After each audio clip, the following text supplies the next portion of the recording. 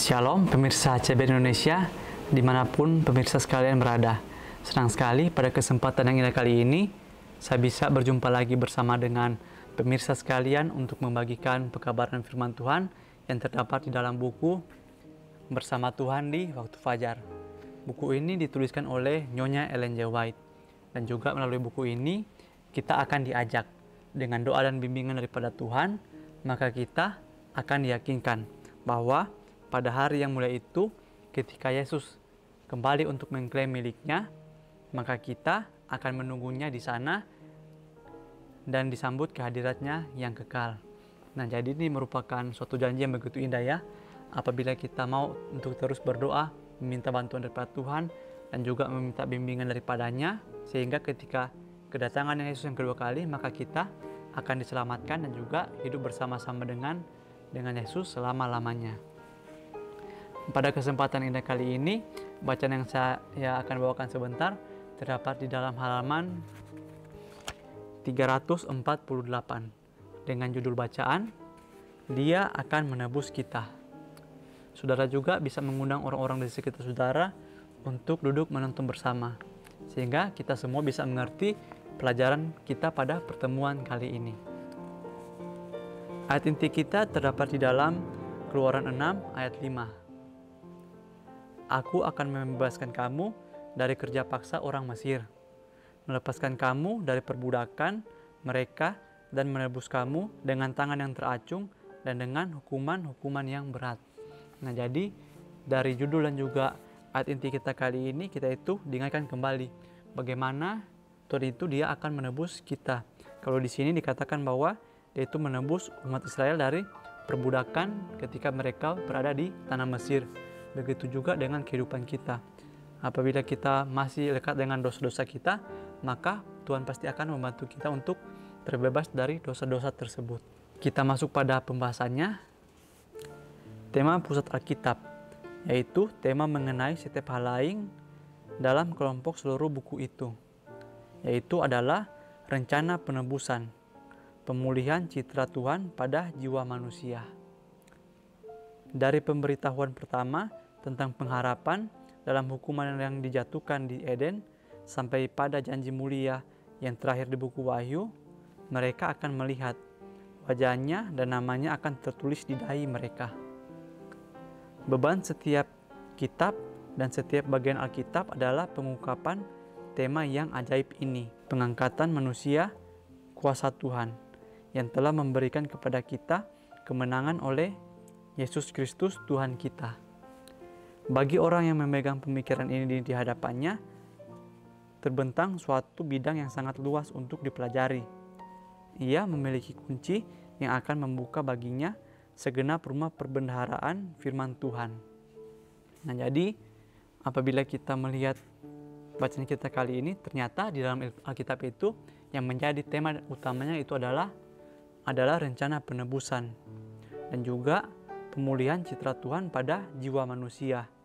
Nah, jadi kalau kita belajar Alkitab dengan sungguh-sungguh, dengan meminta bantuan daripada Tuhan, maka kita itu akan mengerti bagaimana kita ini yang umat yang telah berdosa itu mau untuk ditebus oleh Yesus, dan juga yaitu Tuhan kita akan membantu kita untuk memulihkan citranya pada jiwa manusia. Nah, karena kita ini sebagai manusia merupakan ciptaan Tuhan yang manusia, di mana kita ini diciptakan sesuai dengan rupa dan gambarnya, sehingga akibat dosa kita ini citra Tuhan yang ada dalam diri kita ini mulai hilang. Di sini juga dikatakan bahwa ketika manusia jatuh ke dalam dosa yang pertama kali, yaitu di Taman Eden, maka dari situ Tuhan itu telah mengetahui apa yang akan terjadi ke depannya, sehingga Dia itu membuat suatu rencana penebusan untuk menebus kita semua. Bagi orang yang ingin belajar sungguh-sungguh Alkitab, maka kepada orang tersebut akan terbentang suatu bidang yang sangat luas, yaitu maka ia akan memiliki kunci yang akan membuka baginya segenap rumah perbendaharaan firman Tuhan. Nah, jadi luar biasa sekali ya, hanya dengan kita mempelajari firman Tuhan, kita itu bisa mengerti berbagai macam pengetahuan. Ilmu penebusan adalah ilmu segala ilmu. Ilmu yang menjadi pelajaran malaikat-malaikat dan semua makhluk hidup di dunia-dunia yang tidak berdosa. Ilmu yang melibatkan perhatian Tuhan dan juru selamat kita. Ilmu yang masuk ke dalam maksud yang ada dalam pikiran yang maha kuasa, yang didiamkan selama berabad-abad lamanya. Ilmu yang akan menjadi pelajaran umat tebusan Tuhan sepanjang zaman yang kekal. Inilah pelajaran tertinggi di mana manusia mungkin akan ikut serta. Karena pelajaran lain tidak bisa, maka pelajaran ini akan menguatkan pikiran dan mengangkat jiwa. Kutipan ini diambil dari buku Seri Membina Keluarga, jilid 3 halaman 111 sampai 112. Nah, jadi seperti yang saya katakan sebelumnya, apabila kita mempelajari firman Tuhan dengan sungguh-sungguh, maka kita akan mendapatkan semua pengetahuan. Karena apabila kerohanian kita bertumbuh, maka secara otomatis Tuhan juga akan membantu kita untuk meningkatkan kemampuan intelektual kita. Di sini juga dikatakan bahwa ilmu penebusan adalah ilmu segala ilmu.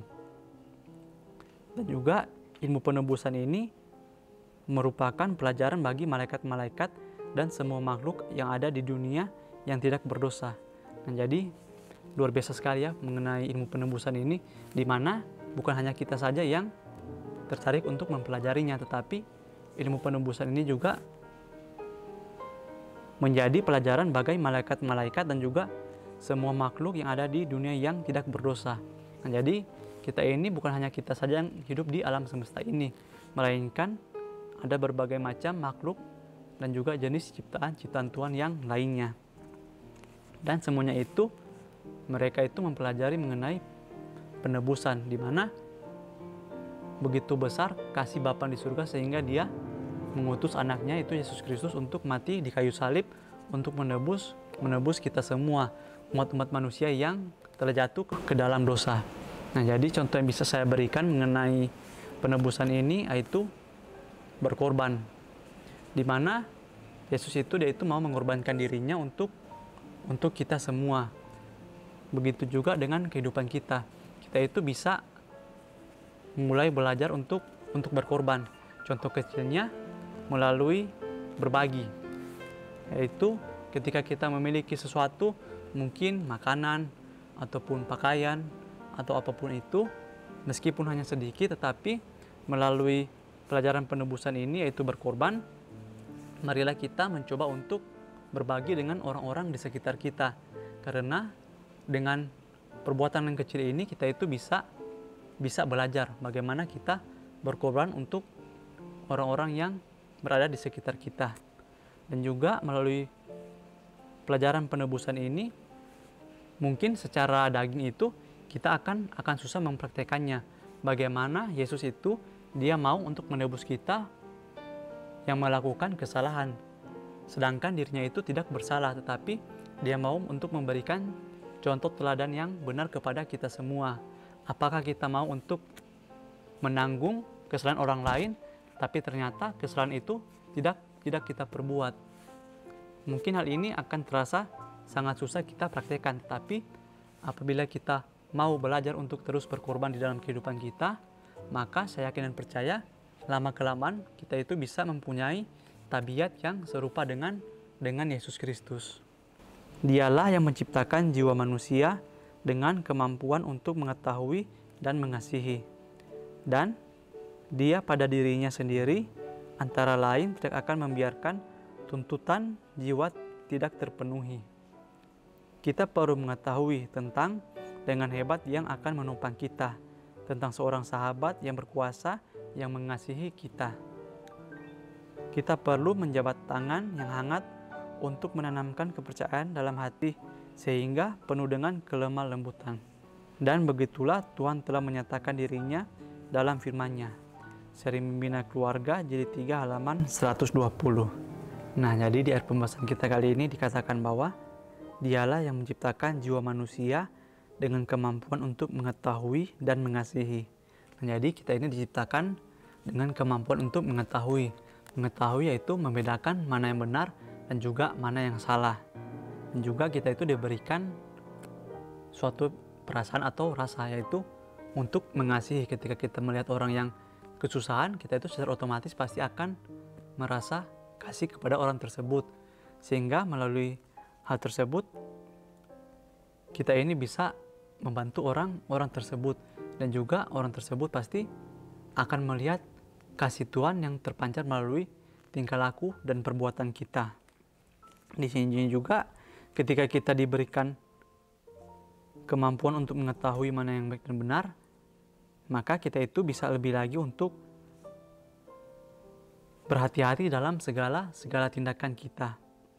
Dan juga mengenai kasih di sini, yaitu di mana Yesus itu mengasihi kita dengan cara Ia menebus dosa kita.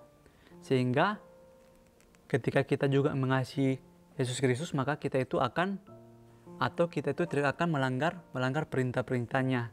Kita tidak akan membunuh, kita tidak akan mencuri, kita tidak akan mengingini, dan juga sebagainya. Karena hanya dengan hal tersebut kita itu bisa mengasihi, atau kita bisa membagikan kasih kita kepada Yesus Kristus.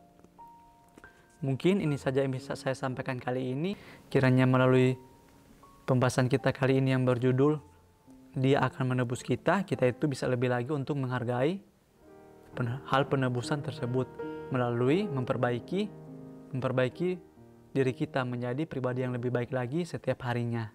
Sampai bertemu lagi di pembahasan berikutnya. Saya Boa dan Mama Tuhan Yesus. Terima kasih. Amin.